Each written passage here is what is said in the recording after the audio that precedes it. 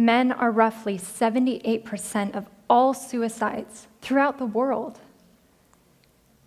And I would counter with, but women attempt suicide more often. So It's not a contest, but I kept making it into one. Why couldn't I simply learn about men's issues and have compassion for male victims without jumping at the opportunity to insist that women are the real victims? Well, after years of researching and fact-checking what the men's rights activists were telling me, there is no denying that there are many human rights issues that uniquely or disproportionately affect men. Paternity fraud uniquely affects men. The United States Selective Service, in the case of a draft, still uniquely affects men. Workplace deaths, disproportionately men. War deaths, overwhelmingly men. Suicide, overwhelmingly men. Sentencing disparity, life expectancy, child custody, child support, false rape allegations, criminal court bias, misandry, failure to launch, boys falling behind in education, homelessness, veterans issues, infant male genital mutilation, lack of parental choice once a child is conceived, lack of resources for male victims of domestic violence. So many issues that are heartbreaking if you are the victim or you love someone who is the victim of any one of these issues. These are men's issues, and most people can't name one because they think, well, men have all the rights, they have all the power and privilege. But these issues deserve to be acknowledged. They deserve care, attention, and motivation for solutions. Before making the Red Pill movie, I was a feminist of about 10 years, and I thought I was well-versed on gender equality issues. But it wasn't until I met men's rights activists that I finally started to consider the other side of the gender equality equation.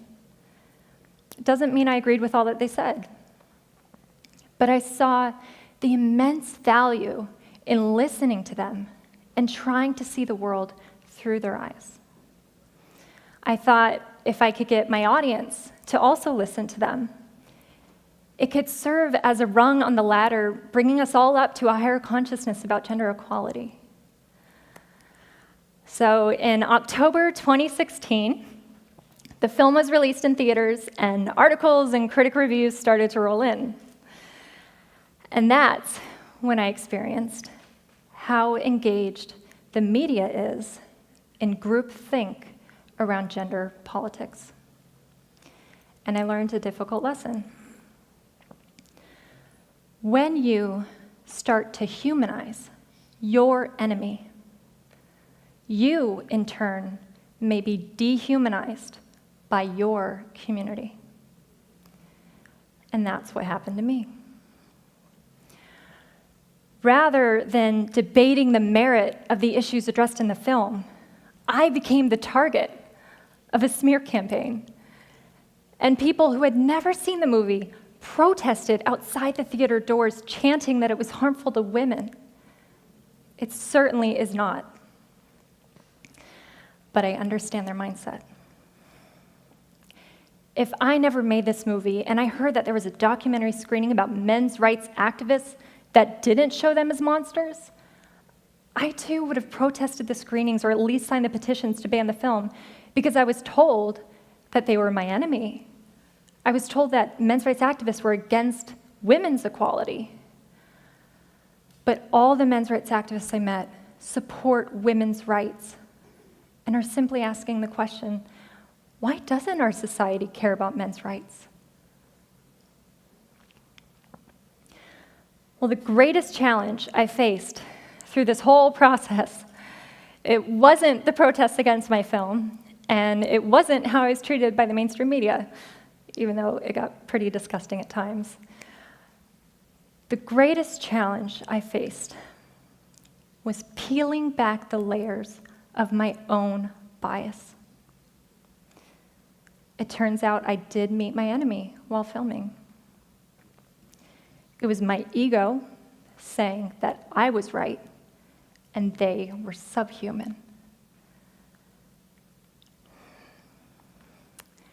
It's no secret now that I no longer call myself a feminist, but I must clarify, I am not anti-feminist, and I am not a men's rights activist. I still support women's rights, and I now care about men's rights as well. However, I believe if we want to honestly discuss gender equality, we need to invite all voices to the table. Yet this is not what is happening. Men's groups are continually vilified, falsely referred to as hate groups, and their voices are systematically silenced.